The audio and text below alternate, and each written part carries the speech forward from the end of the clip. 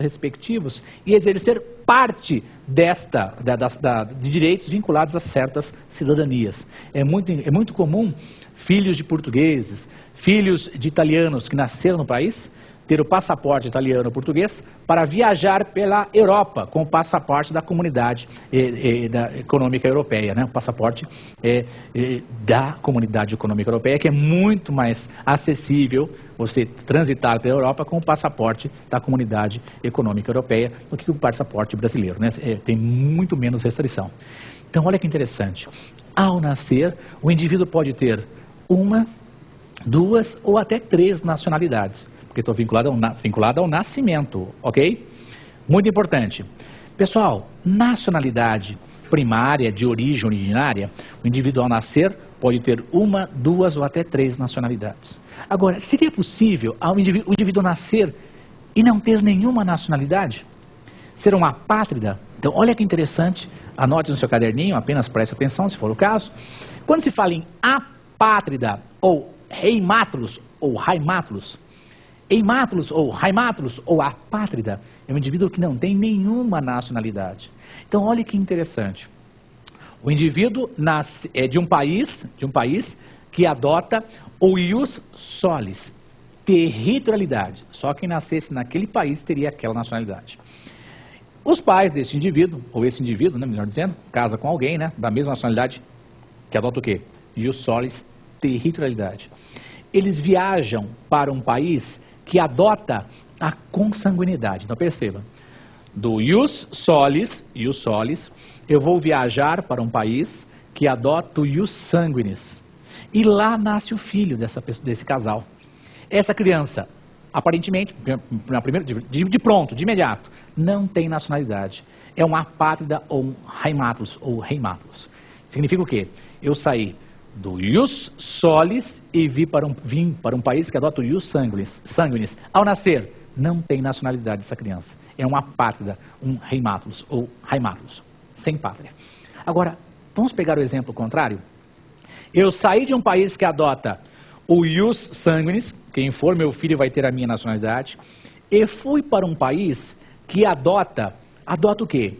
Saí do ius sanguinis e fui para um país que adota o ius solis. Quem nascer naquele território terá aquela nacionalidade. Então eu tenho possíveis 2 nacionalidades. A minha, do ius sanguinis, mais a nacionalidade do país onde eu nasci, que é da territorialidade. Olha para você lembrar, para fins de concurso. Do sangue para o solo, tenho 2 marcas. A do sangue dá para saber o seu DNA. E da marca, ficou no chão o sangue, posso limpar, mas vai ficar a marquinha lá. Da consanguinidade para o ius solis, pelo menos 2 nacionalidades. Agora, inverta o exemplo. Do solo para o sangue. Se eu jogar terra em alguém, ele bate o pó e não fica nada. Dos ius solis, da territorialidade para o ius sanguinis, não tem nacionalidade. O exemplo não é o mais perfeito, né? Podia ser muito mais rebuscado, mas você guarda isso para sempre em concurso.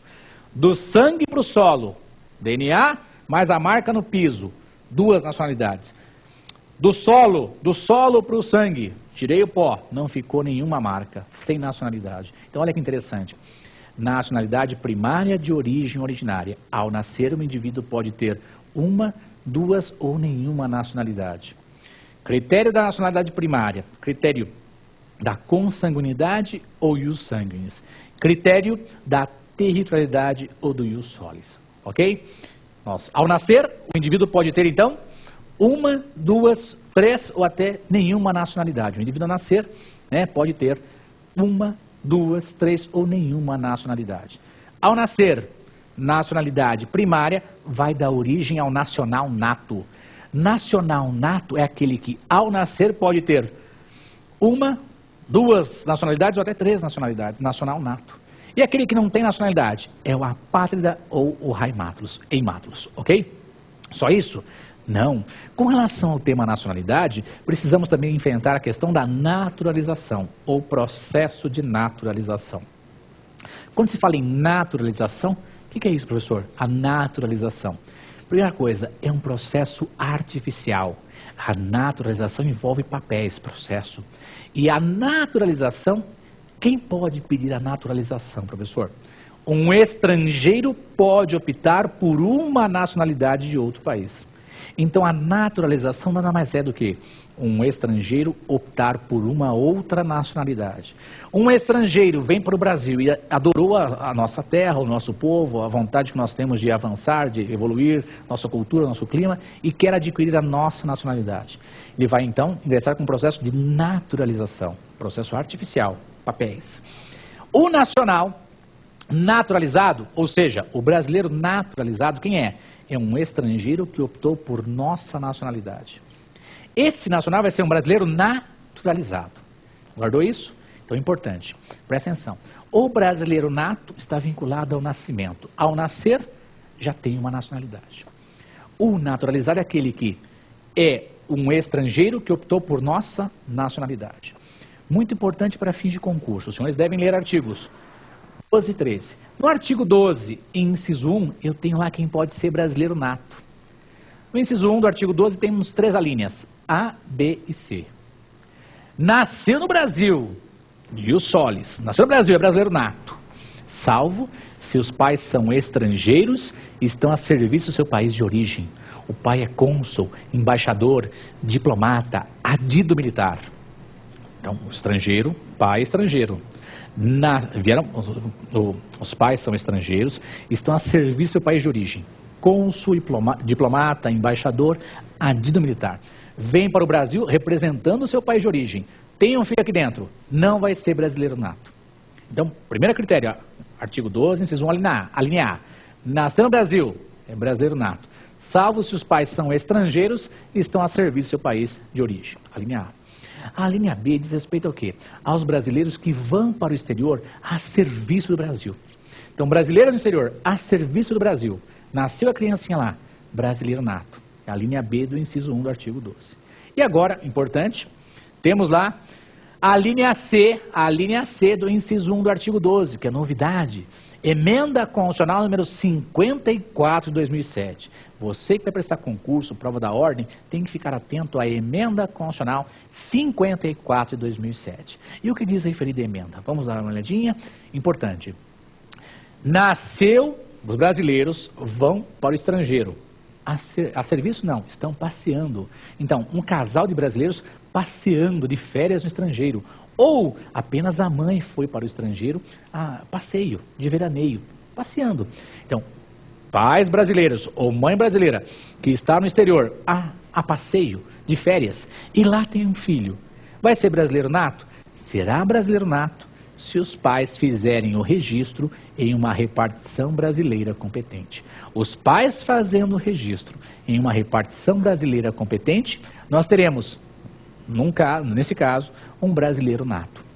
Interessante. E se os pais não fizerem o registro?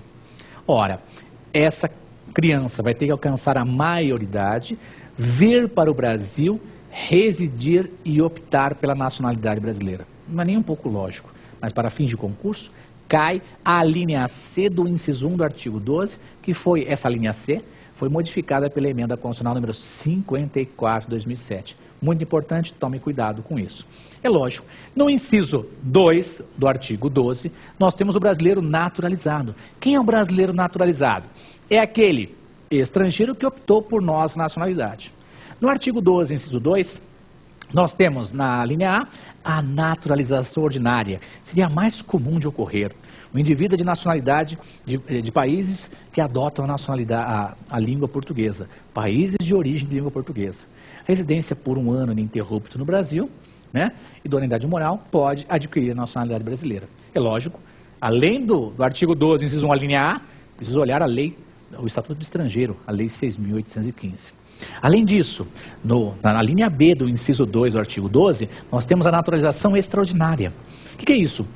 Seriam estrangeiros de países que não seriam de origem de língua portuguesa, teriam que residir no Brasil por 15 anos ininterruptos e sem condenação penal. É lógico, sem condenação penal com trânsito em julgado. Então, no artigo 12, inciso 2, brasileiro naturalizado, ok? Naturalização ordinária, que seria mais comum, dos estrangeiros oriundos de países de língua portuguesa. E a naturalização extraordinária de estrangeiros de países que não sejam da língua portuguesa. Tudo bem? Naturalização pode ser ordinária ou extraordinária. Então,